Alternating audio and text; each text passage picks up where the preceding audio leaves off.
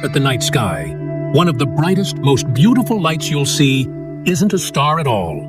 It's a planet, and it shines with a steady, sparkly, silver light. You can spot it hanging in the sky like a beautiful lamp, either right after the sun sets or just before it rises. We named it Venus, after an ancient goddess of love and beauty. What a perfect name, right? From far away, Venus looks like a peaceful, perfect jewel, wrapped up in a soft, swirly blanket of white clouds. It looks calm. It looks gentle. But guess what? It's hiding a giant secret, because under that pretty, pearly white blanket is a world that is totally wild. It's one of the craziest, most extreme places in the entire solar system. Venus isn't Earth's calm big sister. It's more like its wild twin. It's funny because the two planets are almost the same size and started out from the same stardust in the same neighborhood of space. But while Earth grew into the amazing home we know and love, Venus took a very different path and became a super intense world. The big question is not just what is happening on Venus, but why? What incredible thing happened a long, long time ago that changed a planet that could have been like Earth into a fiery furnace? The answer is an amazing story of a lost world and a huge warning written in the stars. To start our super sleuthing into the mystery of Venus, we have to look at what it's actually like on the surface. Wow! Imagine you could hop out of a spaceship onto Venus. The first thing you'd notice is the heat. The temperature on Venus is a whopping 900 degrees Fahrenheit, or 475 degrees Celsius. That's so hot, it could melt your metal toys. In fact, Venus is the hottest planet in our entire solar system. Now, here's our first clue, because this is super weird. Venus is the second planet from the Sun, but Mercury is number one. Mercury zips around way closer to the Sun, but it's not as hot as Venus. How can that be? Something on Venus is trapping all the heat and turning the whole planet into a giant oven that never ever turns off. The second thing you'd feel is a giant squeeze. The air pressure on Venus is 90 times stronger than on Earth. To feel that here, you'd have to dive down, down, down, almost a whole kilometer into the ocean. The air itself is so heavy, it would feel like a giant was squishing you. This isn't a gentle blanket. It's a super heavy weight that could crumple a submarine like a soda can. Brave robot explorers actually tried to visit this wacky world. Back in the 1970s and 80s, the Soviet Union sent a bunch of tough landers in a series called Venera. One by one, they zoomed into the thick air. Most of them were bonked and broken before they even landed. A few made it, like the super-tough Venera 13. It survived for about 2 hours before the planet's heat and pressure made it stop working forever. But in that little bit of time, it sent back the only sounds ever recorded from another planet, and the very first color pictures. The photos showed a strange, orange-colored world of flat, cracked rocks under a heavy, hazy sky. This is no place for a goddess. This is the scene of our mystery. And the incredible heat and the giant squeeze are our first big clues, and they both point to one thing: a super-duper, ridiculously thick atmosphere. The wackiness of Venus isn't just on the ground. It's in the way the whole planet moves. If you could stand on Venus and wait for sunrise, you'd have to look in the opposite direction than you do on Earth. On Venus, the sun rises in the west and sets in the east. That's totally backward compared to Earth and most of the other planets. Think about how our solar system was made. A giant cloud of gas and dust started spinning, like a big ball of pizza dough. As it spun, it flattened out, and all the planets formed from that spinning stuff. It's like spinning a merry-go-round and letting go of a bunch of balls. They'd all fly off spinning the same way. But not Venus. It spins the other way, clockwise. Something amazing must have happened to make it go against the flow of the whole solar system. Scientists have a couple of cool ideas. One idea is that a long time ago, another huge, planet-sized object might have bumped right into Venus. Smash! A bump that big could have been powerful enough to knock its spin completely backward. Another idea is that something happened very slowly. The sun's powerful gravity might have pulled on Venus's super-heavy air for billions of years, like a long, slow game of tug-of-war that eventually slowed its spin down, stopped it, and started it spinning the other way. This backward spin is also why a day on Venus is so long. It takes 243 Earth days for Venus to spin around just one time. That's longer than it takes Venus to go all the way around the Sun, which is about 225 Earth days. That means on Venus, a single day is longer than a whole year. Can you imagine a world where the Sun just hangs in the sky for months and months before a super long sunset leads to a night that also lasts for months? This kooky, backward spin is our second big clue. Whether it was a giant space bump or a cosmic tug-of-war, we know that something huge and powerful happened to Venus. It didn't just change the weather, it changed how the whole planet works. The planet isn't just hot and squishy, it's spinning the wrong way, like it got knocked silly. The mystery of Venus gets even weirder when we look up at its sky. You know those beautiful swirly white clouds we see from Earth? They're the planet's biggest trick. They're not made of water like the fluffy clouds in our sky. The clouds on Venus are made of yucky droplets of sulfuric acid. Imagine a giant, planet-sized blanket of sour, stinky acid clouds that are so thick you can't see the ground at all. This is why Venus just looks like a bright, shiny ball to us. It does rain from these clouds, but it's not fresh water. It's a shower of acid. But the planet is so incredibly hot, the acid rain sizzles and turns back into a gas before it ever hits the ground. Poof! That gas then floats back up to make the clouds all over again. It's a non-stop, planet-wide acid weather machine. And the air itself? The atmosphere under those clouds is almost all carbon dioxide, the fizzy stuff in soda that we breathe out. On Earth, our air is mostly a gas called nitrogen. But Venus has only a tiny bit. The rest is a mix of other smelly gases. It's a thick, heavy, poisonous blanket of air. In fact, the air on Venus is 93 times heavier than the air on Earth. The squeeze at the bottom is so strong that the carbon dioxide acts like a weird liquidy gas.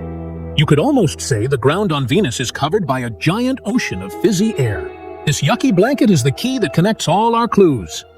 The unbelievable heat isn't just because Venus is near the Sun. It's because this super thick carbon dioxide air works like the best insulator ever, trapping the Sun's heat in a runaway greenhouse effect. The heat gets in, but it can't get out. The giant squeeze is just from the weight of all that heavy air. And the acid clouds are made from the stinky gases in the atmosphere, probably puffed out by ancient volcanoes. So now we see the tool that caused the big change.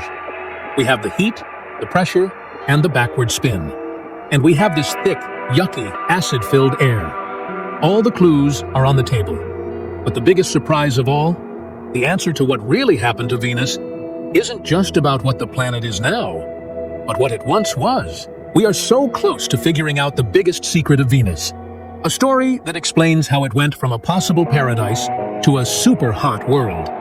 If you think this cosmic mystery is as cool as I do, hit that subscribe button and ring the notification bell. We're getting closer to the truth. And that truth tells us something important about our own planet too. You won't want to miss what we find out next. The most unbelievable thing about Venus isn't the metal-melting heat, the bone-squishing pressure, or the wacky backward spin. The most mind-blowing thing is that Venus might not have always been this way. The clues we've collected, the crazy heat, the giant squeeze, the yucky air, don't just describe a wild world. They describe what's left over after something huge happened. They show us the ghost of a lost world. This is the big wow moment from scientists today. Venus and Earth were probably born as twins. They're about the same size, they weigh about the same, they're made of the same stuff, and they grew up in the same part of the solar system. For a long, long time, people dreamed that Venus was a warm, jungly planet, hiding under its clouds, like a younger version of Earth. And they might have been right. They were just a few billion years too late. Lots of science and computer games suggest that for a huge part of its life, Venus could have been a nice place to live. Some studies show it might have had comfy weather and oceans for 2 to 3 billion years. That's way longer than dinosaurs have been gone from Earth. A NASA mission called Pioneer visited Venus in 1978 and found the first hints that Venus once had oceans of real water. Just picture that for a second. A young Venus with blue oceans, big continents, and fluffy white water clouds in a blue sky. The weather might have been as nice as a warm day at the beach here on Earth. It might have been the first friendly world in our solar system, a real twin to Earth. If there was life, it would have had plenty of time to get started in those ancient oceans. So, what happened? What went wrong? What twisted this possible paradise into the furnace we see today? The answer is in that thick carbon dioxide air, the very thing that makes the planet so extreme now. Something happened on Venus that let out a gigantic amount of greenhouse gas into the air, starting a chain reaction that the planet could never stop. This wasn't just a little bit of climate change. This was a climate catastrophe. Earth's beautiful twin was about to be baked, and its own air was the cause. The thing that changed Venus forever is called a runaway greenhouse effect, and it's a great example of a feedback loop. That's when something starts a process that makes itself happen even more. Here on Earth, the greenhouse effect is a good thing. Our atmosphere traps just the right amount of heat from the sun, like a perfect blanket that keeps us warm enough for water and life. It's a careful balance. On Venus, that balance was totally broken. Because it's closer to the sun, Venus gets way more sunlight than Earth. Billions of years ago, as the sun slowly got a little brighter, this extra heat started to turn Venus's oceans into steam, or water vapor. Water vapor is a greenhouse gas too. So, more steam in the air trapped more heat. That trapped heat made the oceans turn to steam even faster. This circle that kept going and going is the runaway part. The planet got hotter and hotter, and its air got thicker and thicker with steam, until finally, the oceans boiled away completely. With all the water gone, the air on Venus was full of steam. High up in the sky, sunlight zapped the water molecules and broke them into hydrogen and oxygen. Hydrogen is super light, so it just floated away into space. The oxygen probably mixed with rocks on the ground to eventually create the thick blanket of carbon dioxide we see today. But there was probably one last giant event that pushed it over the edge. Volcanoes. Venus is covered in thousands of volcanoes and huge fields of lava. Scientists looking at old pictures from a spaceship found proof that volcanoes might have been erupting there pretty recently and are probably still going today. Scientists now think Venus went through a time of supervolcanoes, where enormous eruptions, bigger than anything Earth has ever seen, blasted the planet. These volcanoes would have puffed out unbelievable amounts of carbon dioxide and sulfur gas into the air, way more than the planet could ever clean up. This giant volcanic party was the final step. It sealed the planet's fate and locked it into its super hot state forever. The water was gone, zapped into space, and replaced by a heavy, crushing air made of carbon dioxide. The sulfur from the volcanoes created the endless clouds of stinky acid. Earth's twin was gone, smothered and baked by its own air. The story of Venus is more than just a bunch of weird facts. It's an amazing cosmic story. It shows us that being a comfy, cozy planet can be a tricky thing. A planet is a big, complicated machine, and a few little changes, a bit more sunlight, a bunch of volcanoes, can tip it over into a wild state that it can never come back from. Venus is like a ghost, the ghost of a world that could have been. A spooky reminder of how a planet's story can have a very different ending. And it's a story that can teach us something. While Earth isn't about to turn into Venus, the science is the same.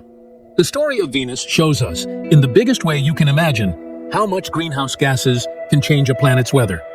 It shows us just how important it is to keep the special balance in our own air that makes Earth such a wonderful home for life. But we are not done with Venus. A whole new team of robot explorers is getting ready to visit, like NASA's Veritas and Da Vinci missions and Europe's Envision orbiter. These cool spaceships will have new tools to map the ground, sniff the air, and even drop a probe right through the clouds to see what's going on all the way down.